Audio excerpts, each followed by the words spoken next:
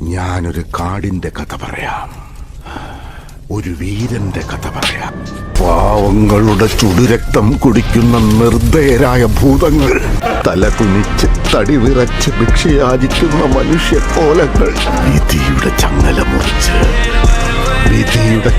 മുറിച്ച് നെഞ്ചു വിരിച്ച് അഭിമാനപൂർവം തല ഉയർത്തിയ നിമിഷം, ഇടതു വലതു വെട്ടി വെന്നി നേടി ഉലകിനെ രക്ഷിക്കാൻ വേട്ടക്കാരെ വേട്ടയാടുന്ന മഹാവേട്ടക്കാരൻ വന്നു.